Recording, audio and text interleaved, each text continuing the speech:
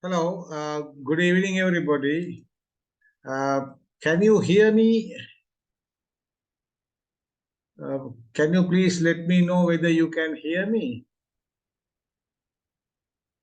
Hello? Yes, I got the answer. Yes, okay. Right, so we'll start. I'm going to start the second lecture in this biology one, right? So, okay. Uh, the last time in the lecture one, we were discussing about um, the about the chemical nature of the life, and also we came to we discussed about the construction of organisms, how they are made up of, and then organisms are made up of organ systems. Organ systems are made up of organs. Organs are made up of tissues, and tissues are made up of cell. So cell, I said, is the basic unit of the living organism. So all our body is made up of cells. Today we are going to look into a little bit detail about a cell. So I will take about 1.5 or 2 lectures on this cell biology. This is a study of cell that is therefore called cell biology or else cytology. I told you last time, logos is in Greek, it means the study. Cyto means cell. Cytology also we call cytology also for studying about cells, or we simply call now cell biology. So the interest of this cell came more than 100 years ago. These people started looking into these cells more than 200 years ago, actually. More than 200 years ago, people looking into cell, and they put forward the cell theory those days.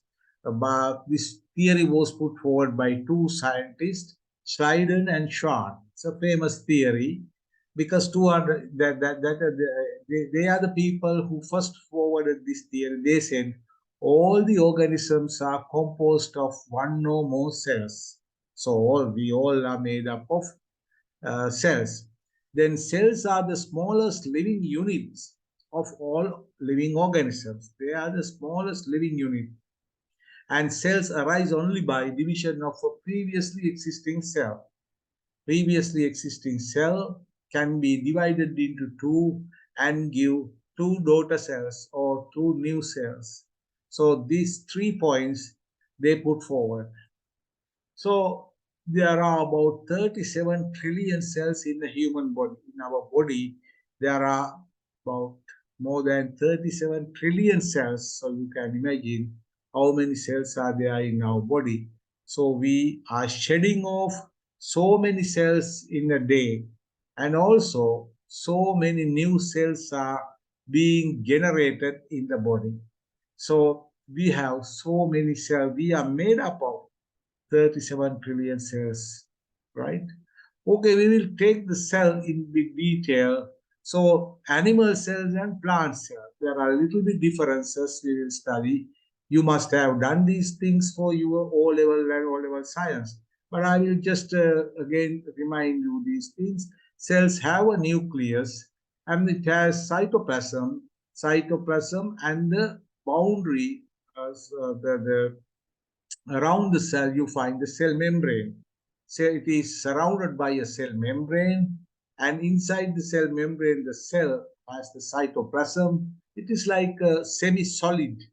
Semi-solid mean like a jelly, like or yogurt, or like we can semi-solid, not full solid but not liquid also, but in between. It is cytoplasm, and then nucleus is there in the center. It is the governing body of the cell. So in the animal cell, there is no cell wall, but in plant cell, you find a cell wall outside the cell membrane. So outside to the cell membrane, you find the cell wall in plant cell. Because of that, it has got a shape. In animal cells, there are no shapes. no particular shapes. I mean, it is difficult to maintain a shape.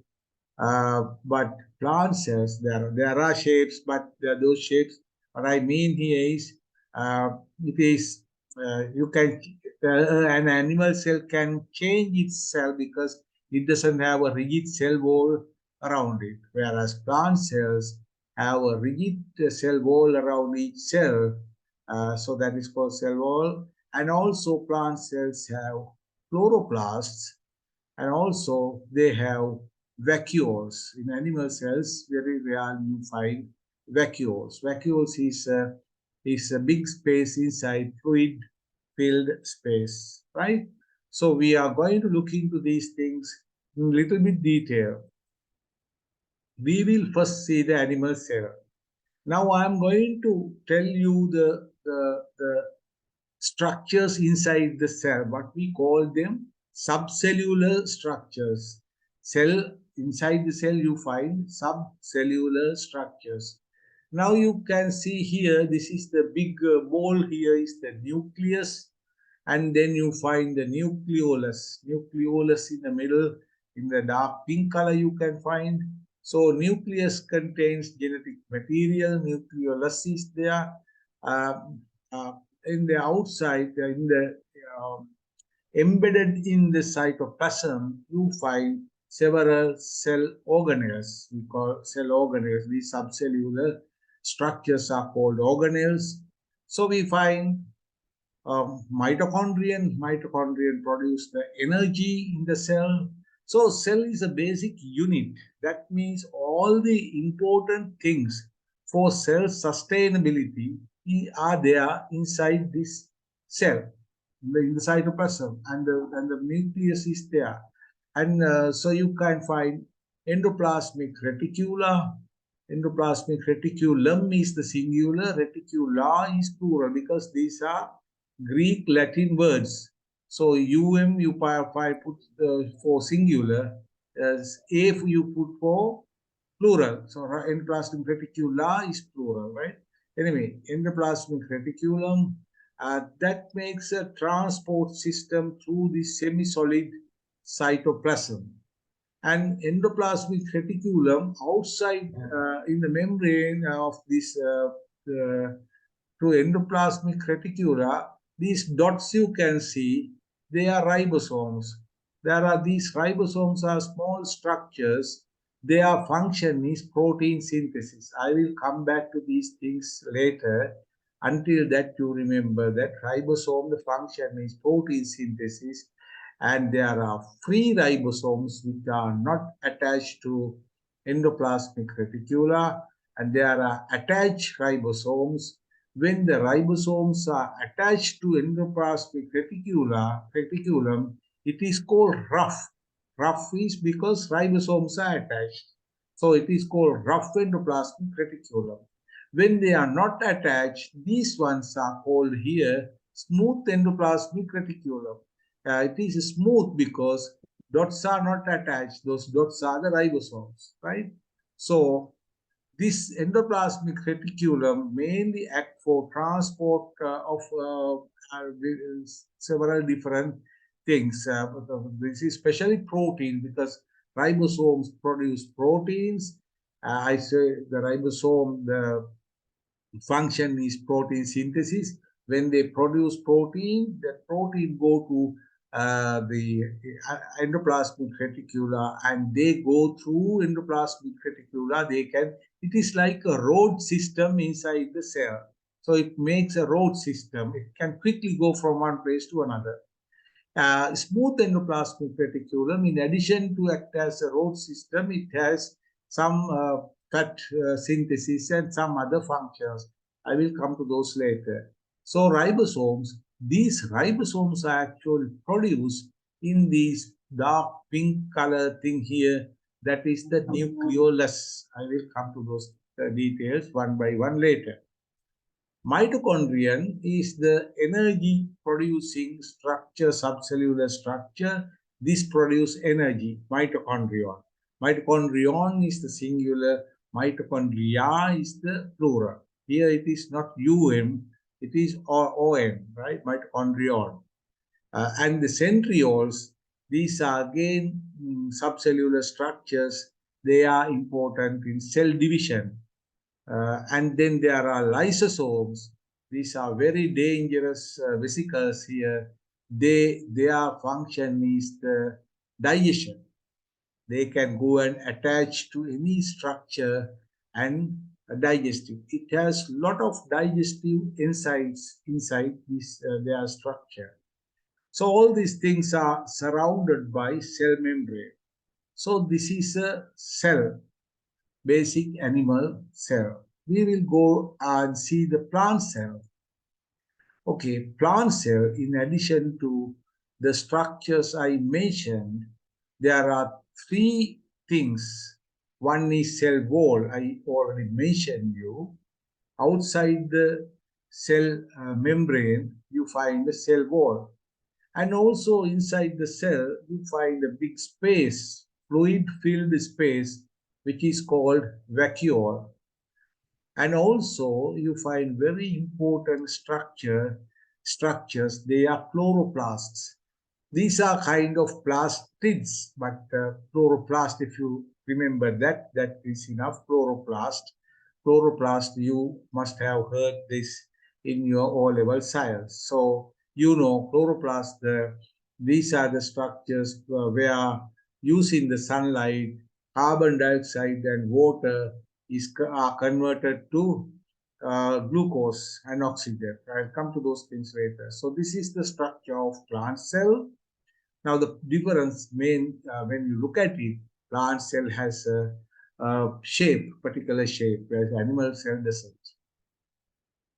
Subcellular structures, they are also called organelles.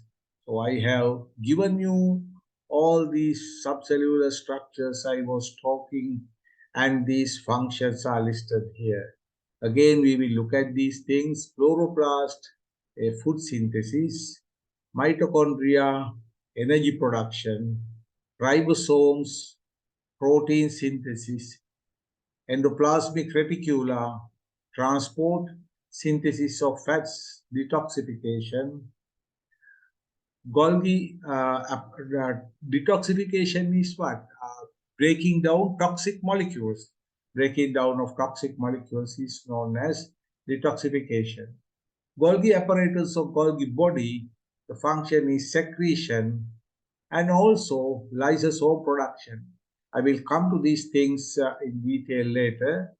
Then lysosomes function is digestion or breaking down. Centrosome, spindle formation.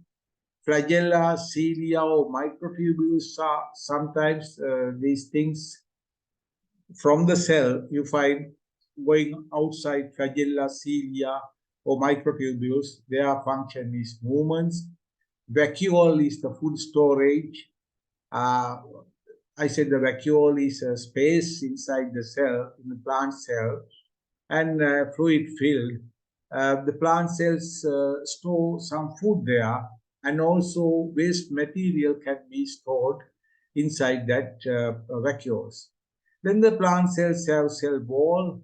It maintains shape, and also it gives protection to the cell, and also it gives a support to the cell. Then you find in the middle of a cell, you find the nucleus. It includes genetic material. And inside the nucleus, you find nucleolus. Function of nucleolus is the ribosome production, right? So these are the subcellular structures and these are the functions. So these are also called organelles, right? So we will just, we will have a detailed look on these things one by one. So first we will look at the cell membrane. Cell membrane, or it is also called plasma membrane. Cell membrane or plasma membrane, it is the membrane which surrounds the cell. Now it is made up of two layers of phospholipid. These molecules are phospholipid molecules. You can see in each molecule there is a head and a tail, two tails and head in each phospholipid molecule. Now, two layers of phospholipids, it's like a sandwich, you can see. Two are the heads are outside and the tails are inside. This is two layers of phospholipids. We call it lipid bilayer. And you find these proteins balls are embedded in that. In some protein molecules, inside the molecule there is a hole. So the things can go out and in through this hole, right? Transport, so it can go through it.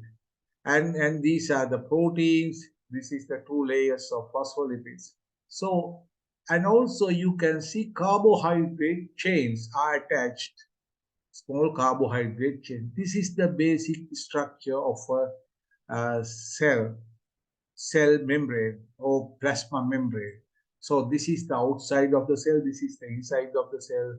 To the outside of the cell, these carbohydrate chains are attached to protein molecules.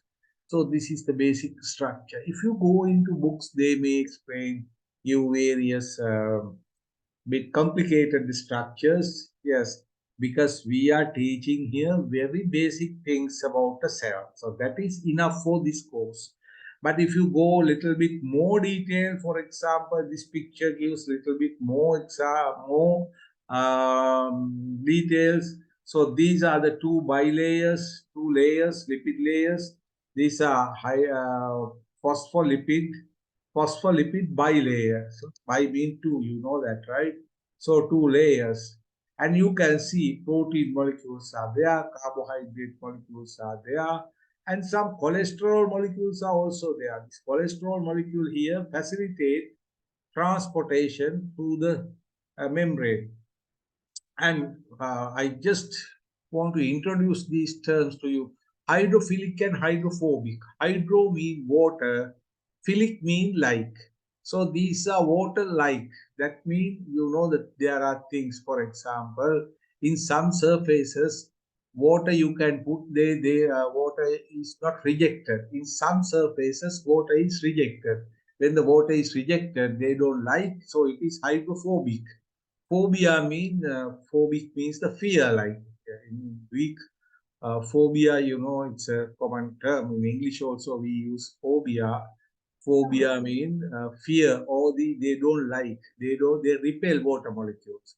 So these tails are this in this phospholipid layer. Tails are hydrophobic. Heads are hydrophilic. Philic mean like, right? Philic mean like. So hydrophilic mean they like water, right?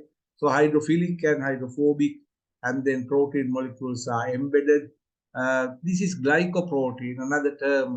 This is glyco. If you find glyco anywhere, that means sugar or carbohydrate. Like glycometer, do you know? Glycometer is the meter we use to measure our sugar level. So that you know there are meters to check your sugar level. So they are called glycometer because glyco refers to sugar or carbohydrate. So when the carbohydrates attach to proteins, it is called glycoprotein, right? So carbohydrate or sugar chain is there. So likewise, you find complicated naming of these different types of protein, cell membrane, receptor protein, integral. Don't worry about those things. What you need to know here is this membrane is made up of phospholipids, two layers, and protein molecules are embedded in that these two layers. And some protein molecules are hollow. Hollow mean they have a hole through that things can be passed in and out. And also carbohydrate chains are there attached to the outside of surface of the membrane, right? And okay, we will just see how the things can be passed through the cell membrane, because I told you this is the cell. Now the cell is there, and uh, it is in the body, so it has to work in the body. So things have to come in and go out through this membrane. So now I am going to tell you how the things are going out and in through this membrane. So there are several mechanisms, but very basic mechanisms. One is phagocytosis. Phagocytosis means sometimes the cell membrane can take in large particles. Now this is a large particle. When it comes and to the cell membrane and touch it, membrane can make a depression well-like thing, and then make a vacuole and pass it to the cytoplasm. This is the cytoplasm. This is outside. You see outside there are these big particles come, and then large particle. It can take in large particle like a vacuole, right? So this is one way. It is called phagocytosis. Phago is eating actually. So this is eating, like you take it out, you eat it, take it in. Pinocytosis is there. So it is not for large particles, but small particles, liquid-like things. When they take into the cell can take in the outside liquid through pinocytosis. So pinocytosis, phagocytosis, same mechanism. But when you take large particles, you call it phagocytosis. When you take liquid or very small molecules, you call it pinocytosis. So the same sort of mechanism. Then there is other mechanisms. This is a quick picture just to show you. So this is the membrane, this is the phospholipid bilayer, and these are protein molecules embedded in that. So you can see these balls. If we consider these balls as something, transfer them some molecules which are in high concentration outside the cell. This is the outside cell, this is the cell membrane, this is inside the cell. So if the concentration is higher, they can come inside through a concentration gradient. You know that when the two high concentration and low concentration are separated by a membrane, things can move in from the high concentration to the low concentration. These molecules can pass. This is called simple diffusion.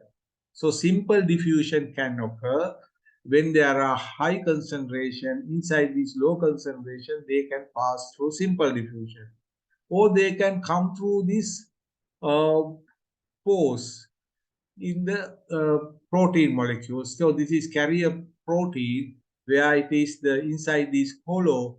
Hollow means they can pass through this protein molecules. This is called facilitated diffusion.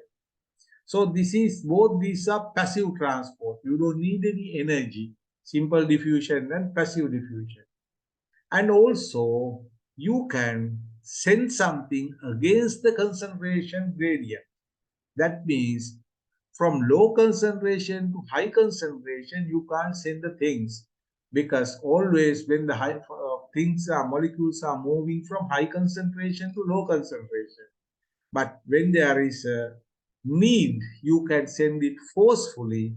Forcefully, when you are moving, it is called active transport. It needs energy. So it needs energy, and actively against the concentration gradient, you forcefully put it to the outside. So that is called active transport. This can happen from inside to outside and outside to inside against the concentration gradient. So there the energy is needed, and energy is coming as ATP. I will tell you about ATP later. ATP is the one which gives energy here.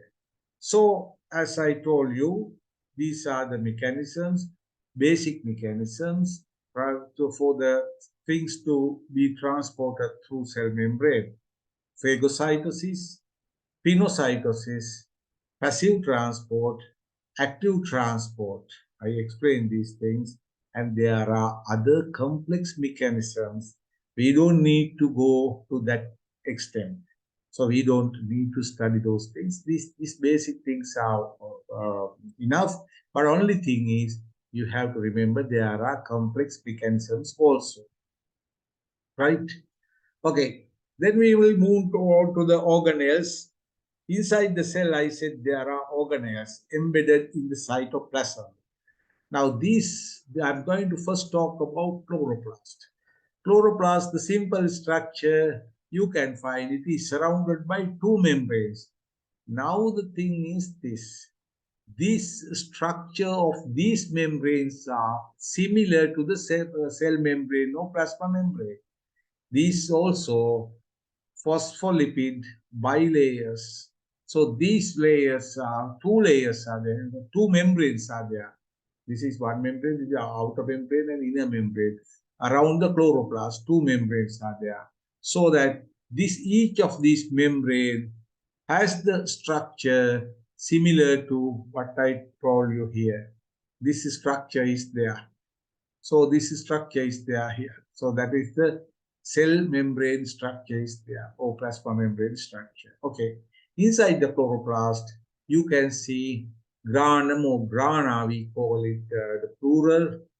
is singular, A is plural, grana, and granum is the singular. So grana, if you take each granum made up of thylakoids. Now I'm not going into detail. I'm just telling you these thylakoids, inside the thylakoids, you get a very specific pigment. This pigment is called chlorophyll.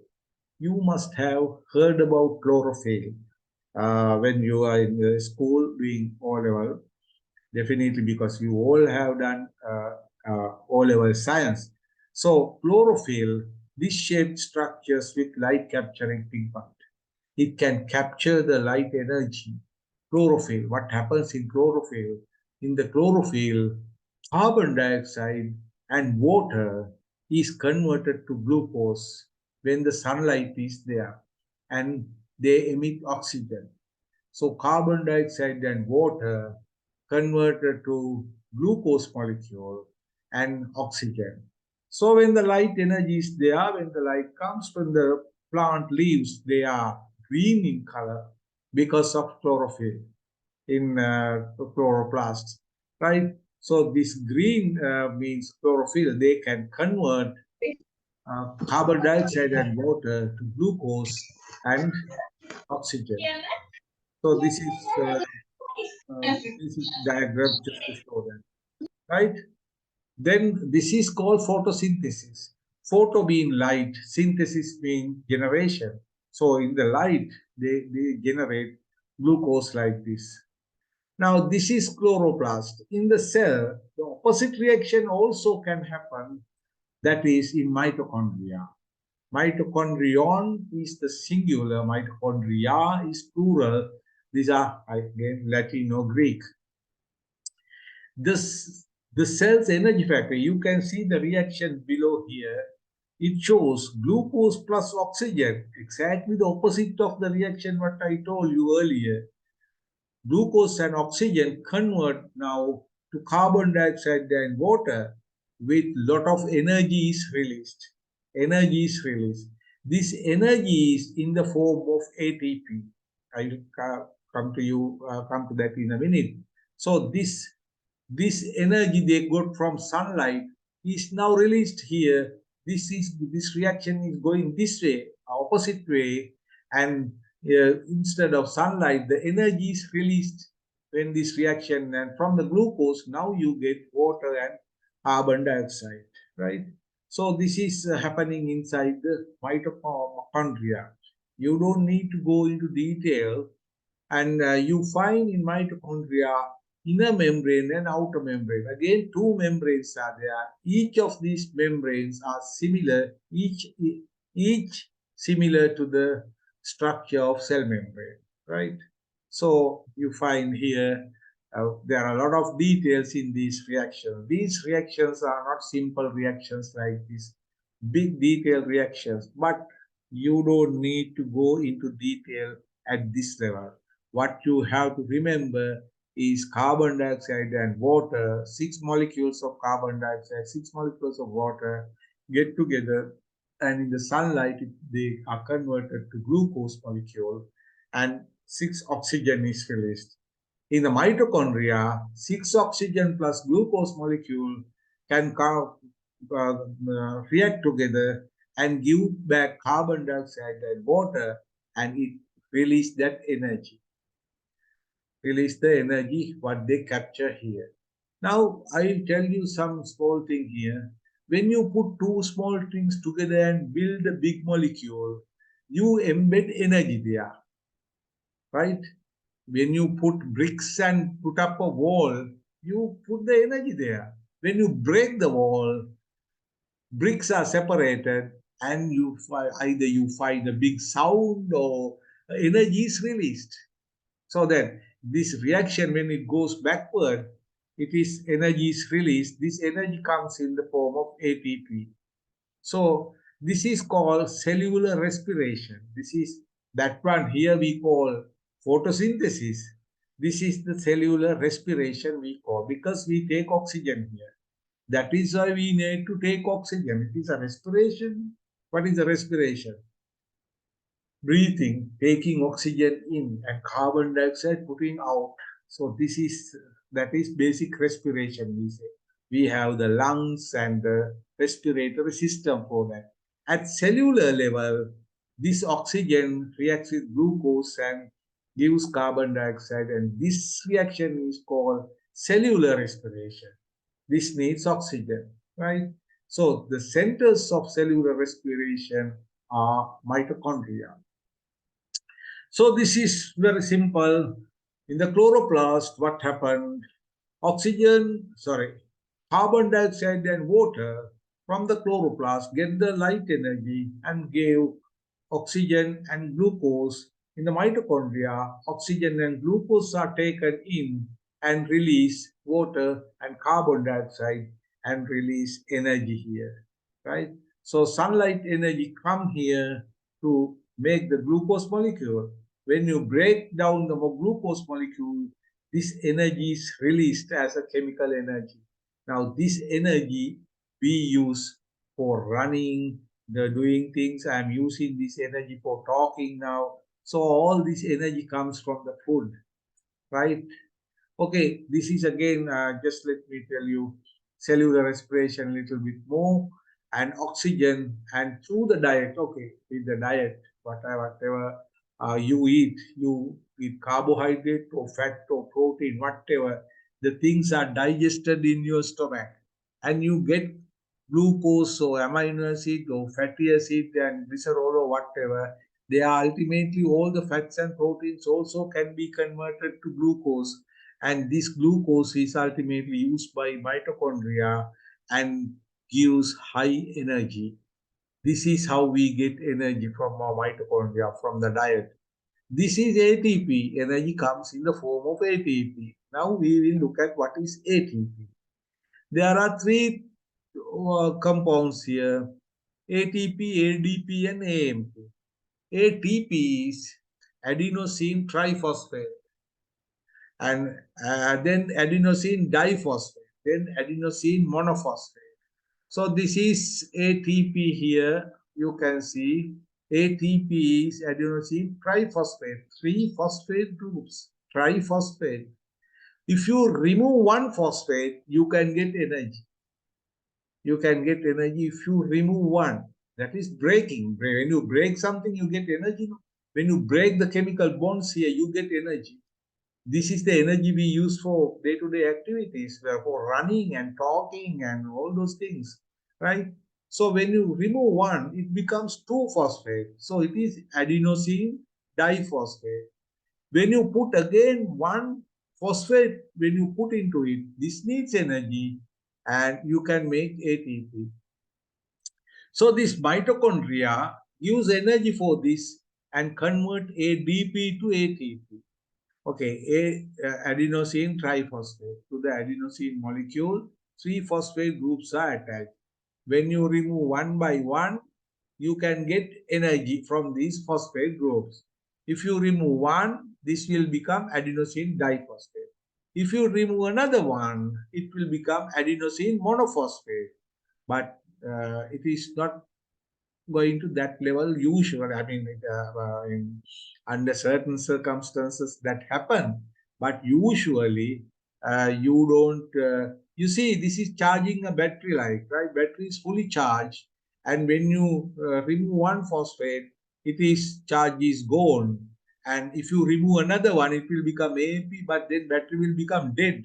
You don't want to go to that stage. So that is why you AMP, this phosphate group, you usually, it is not happening usually. At the ADP level, it gives another phosphate and make it ATP. So ATP become ADP, ADP get energy and become ATP, ATP release energy and become ADP, ADP get energy and become ATP. This is the cycle of ADP and ATP.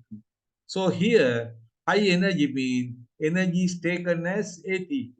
When the ATP goes somewhere to the muscles, in my mouth muscle, for example, ATP remove phosphates and give me energy so that ATP become ADP. Again, this ADP can go near the mitochondria and get energy and become ATP. So these are ATP and ADP. So ATP is the molecule which can give energy and by removing phosphate group. Okay, so this is cellular respiration.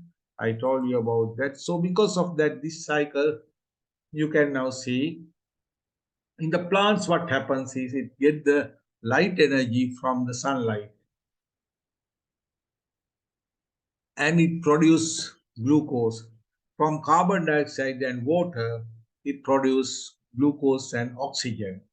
This carbohydrate and glucose and oxygen can, through the mitochondria, it again converted to carbon dioxide and water, but release the energy by breaking this big molecule.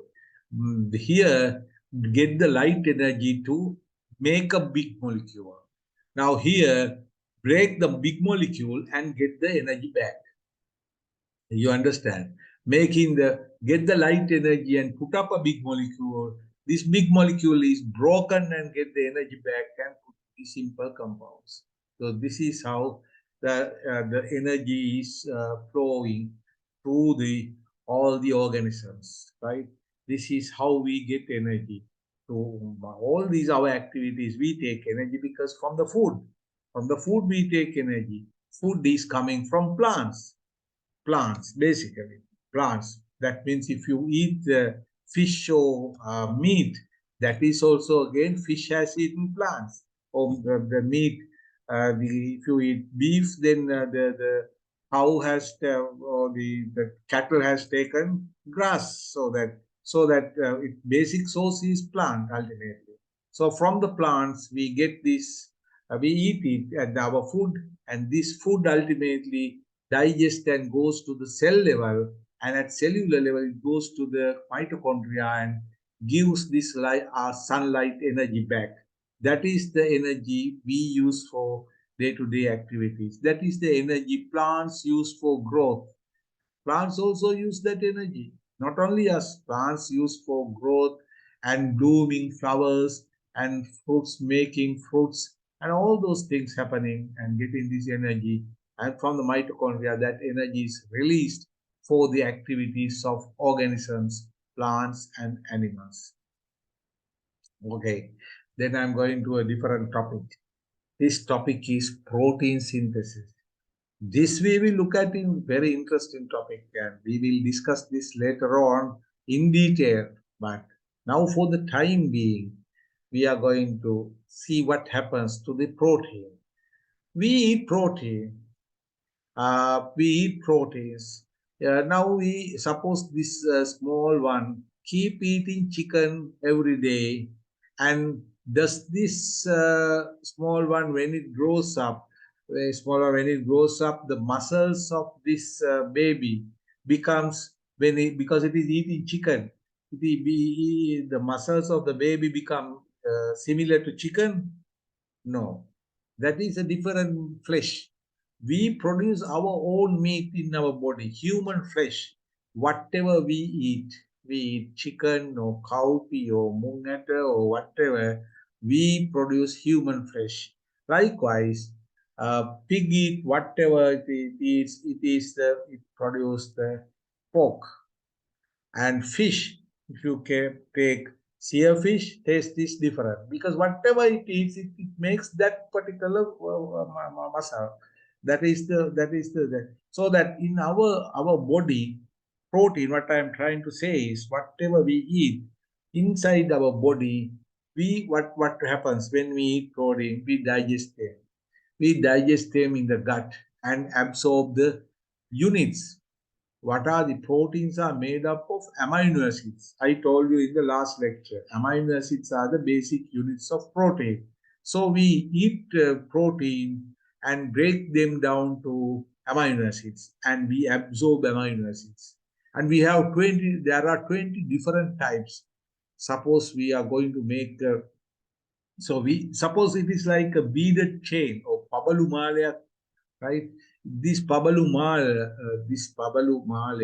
there are 20, the beads are in 20 different colors. So that you can eat one inside our gut. These beads are separated, then we absorb only the beads. Now we have beads in 20 different colors. Now we can put whatever the style we need and make different proteins.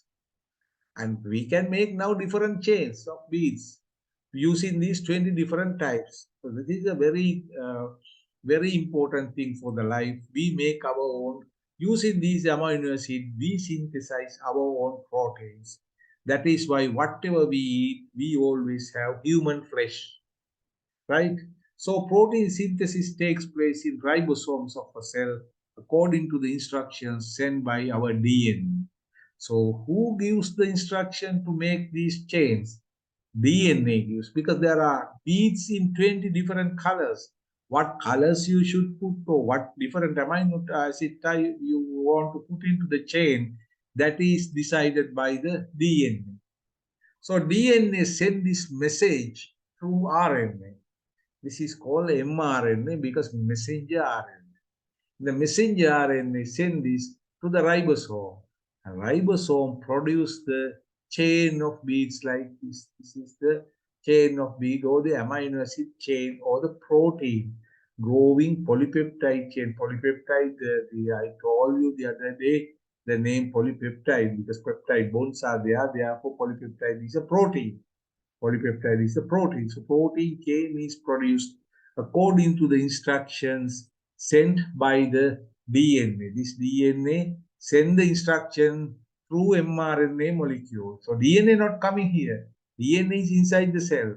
Only the message is sent. The message is sent through mRNA. We will be discussing these things in detail later. Just remember, function of ribosome is making these protein chains or protein synthesis. How are these protein synthesis happening? According to the instructions sent by the DNA molecule. And there are, you can see ribosome has large subunit and a small subunit, right? So that is enough to remember for the time being. So ribosomes are protein factories. They produce protein we need. Okay. Now ribosomes. There are ribosomes, free ribosomes and attached ribosomes. I told you earlier as well. If they are attached to various surfaces. For example, endoplasmic reticula they attach, and to the nuclear membrane also they can attach outside the nuclear membrane. You will see it later. And they are membrane bound or attached ribosomes, and there are free ribosomes. Now here the down I have said ribosomes are the cell's protein factories. Okay, proteins produced by free ribosomes are used. There was a mistake here. USED, right? Used for cellular activities. Free ribosomes, when they produce protein, they put it to the cytoplasm. So here you surrounded this ribosome is surrounded by the cytoplasm. So they are used for cellular activities. But these attached ones, when they produce proteins, they put it to the endoplasmic reticula or to the road system. The road system take them away to another location. Proteins produced by attached ribosomes are sent to Golgi apparatus through ER here. This part is, you can see this, but this says basically through the endoplasmic reticulum, right? Okay. So we will see what is this is the endoplasmic reticula provides easy transport through the cell plasma. I said in the cell, endoplasmic reticula. Endo means inside, plasmic means cell plasma. Reticula means jalaya. In Sinhala we call jalaya. Make it, in Sinhala we call antaplasmiya jalika. Jale means the network, right? It's a road network. Okay, ribosomes are attached. When the ribosomes are attached, we call rough endoplasmic reticulum. When the ribosomes are not attached, we call smooth endoplasmic reticulum. So, endoplasmic reticulum, this is the thing. So, protein transport is the main function of this rough rough endoplasmic reticulum. Smooth endoplasmic reticulum functions I have given here. Below you can see this. SCR is smooth endoplasmic reticulum. So the functions, they are mainly lipid synthesis. Inside this reticula, lipid synthesis takes place. Also assist detoxification. Detoxification means breaking down toxic molecules. Detoxification means breaking down toxic molecules. And also they can act as calcium storages. So these three functions can happen in these endoplasmic reticulum, right? Okay, proteins here, what happens when these proteins, they produce from the attached ribosomes. So you see here, this is a ribosome, this red color thing here. It is attached to, that is a rough ER, mean endoplasmic reticulum. This endoplasmic reticulum has this ribosome attached, and ribosome releases protein molecules to the endoplasmic reticulum. These protein molecules go to the corner of it goes to an end to the ER road system, and then this membrane, these are membranes, right? This membrane also similar to the cell membrane structure. They make vesicles. At the end, they make vesicles, and then vesicles are sent away. So you don't find endoplasmic reticula in all over the cell because you don't need endoplasmic reticulum. Can, when something come to the end of the road, what happens? It make a ball or whatever they need to transport, they make a vesicle and send it through the cytoplasm. This vesicle is moving through the cytoplasm. Here it is moving through the cytoplasm to the Golgi apparatus where the secretions take place. I will tell you later. So these vesicles are moving through, taking the protein. So proteins are produced by the ribosome, comes to the endoplasm inside the cavity of the inside cavity of the endoplasmic reticulum, and it is go to the end of the endoplasmic reticulum, and it makes vesicles. And inside the vesicle, you get the protein. Now it is sending through the cytoplasm to the Golgi apparatus, right? So what is the Golgi apparatus? Is like this. This is the Golgi apparatus. Here what happens? What is Golgi apparatus? Golgi apparatus is always situated near the cell membrane, near the outside, close to the outside, because its function is storing things for secretion. Now cell wants to export this protein. Inside the cell, ribosomes produce these proteins. These proteins, they produce and put it to the endoplasmic reticulum. Endoplasmic reticulum send vesicles like this. Vesicles like this. They put the protein and made vesicles and send to the Golgi body or the Golgi apparatus. And these vesicles come and join to this one. They can come and join. Here the thing is, these membranes can make vesicles and also join vesicles. This is the special quality of the membrane, cell membrane. It can make vesicles, or when two comes together, they can join also, whatever the depending on the requirement. So they join and give them protein. That is how the Golgi apparatus get protein, right? Now Golgi apparatus get protein. So that is also another system, another actually reticular system there, another system through that it goes to and come to these ends. And this is a complex the tubular system. It comes to this end and make vesicles, and these vesicles send the protein to the outside plasma membrane. From the plasma membrane, like you can see pinocytosis or endocytosis, phagocytosis, they take in using the vesicles, but here using the vesicles they are putting out, right? So these vesicles coming and going, putting out like that. And this is endoplasmic, sorry, Golgi apparatus.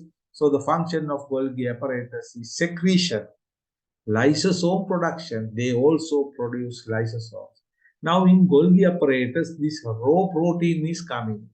Protein is coming from ribosome to endoplasmic reticula, and it comes to the these vesicles. Through the vesicles, it comes to the Golgi body. Inside here, they add lot of various things. They add carbohydrates to that, or so many other compounds. They can add depending on the secretion, right? It is like raw material they are getting here, protein. Now the export product, they can make very different export product by adding different things in this complex. So that Golgi apparatus, basically, remember, it is the center for secretion. Secrete. This is a cell secretion. The cells secrete, put out, right? Secretion. And their lysosome production is also there. I will see that also. So this is again another picture to show you. Nucleus is there. This is the Golgi, sorry, endoplasmic reticula. This is the rough endoplasmic reticula, and these are smooth endoplasmic reticula. Okay, in rough one, ribosomes are attached. In ribosome, they make protein and put into this road system. They come like this, and at the end they make vesicles like this. These vesicles go and pass the protein to the Golgi apparatus. Golgi apparatus add whatever it wants to the protein, and then again make vesicles and send it to the cell membrane and attach to the cell membrane and put it out like this. This is called exocytosis. Vesicles attach to the membrane and put it outside. This process is called exocytosis, right? Extracellular fluid, protein expelled.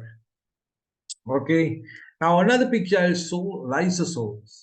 So I said another function of Golgi body is to making the lysosome. So lysosomes are the they are this protein inside the Golgi body. They put specialized things they produce here, enzymes. They put lot of enzymes and put into these vesicles. These vesicles are ultimately they become lysosomes. They have lot of enzymes which can break down so many things, right? Their function is digestion. They digest anything it attach. So the cells can take things, food particles in by phagocytosis. It is also called endocytosis because this is called exocytosis. And these food particles, lysosomes can attach to these food particles and digest everything.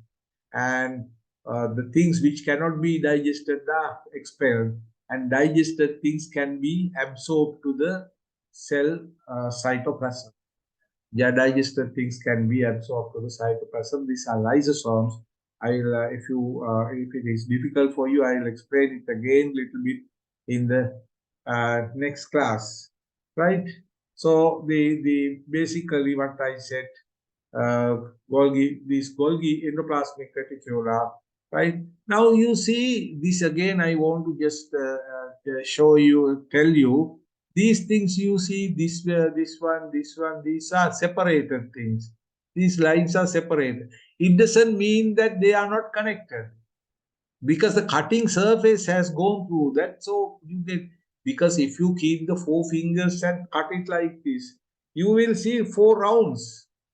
If you cut it like this, you see 4 rounds. Does it mean that the fingers are not connected to each other? They are connected below. But in the cutting surface has gone through where these fingers are not connected in a plane.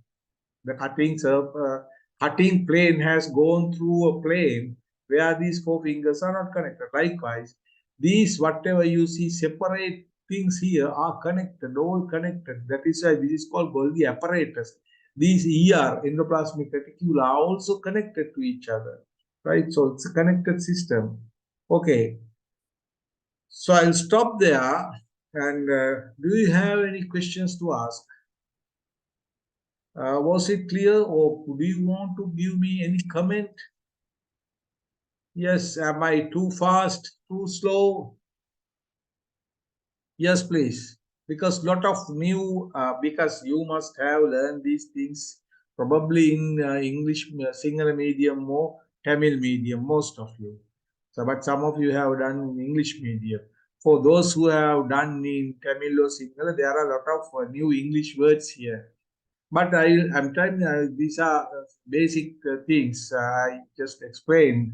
So, okay, I think good. I think you all can understand this. I'm not going into very big detail, but I'm just explaining you what is happening inside the cell so you can get a basic idea of what is happening. I'm not going to, these are the people nowadays, science has developed so much, and people, these studies they have done these structures, various complicated things, and so on. I'm not going to tell you all those things. Very simple structure and function. I'm just going to explain you, because this course I'm trying to give you a very basic biology knowledge, which is, that is the only thing you need, because it is with all the important the principles are there, right? Okay. Right. If you don't have any other questions or comments, I will finish my lecture today. Okay. Okay then. Good night then to everybody. Right? Okay. Bye.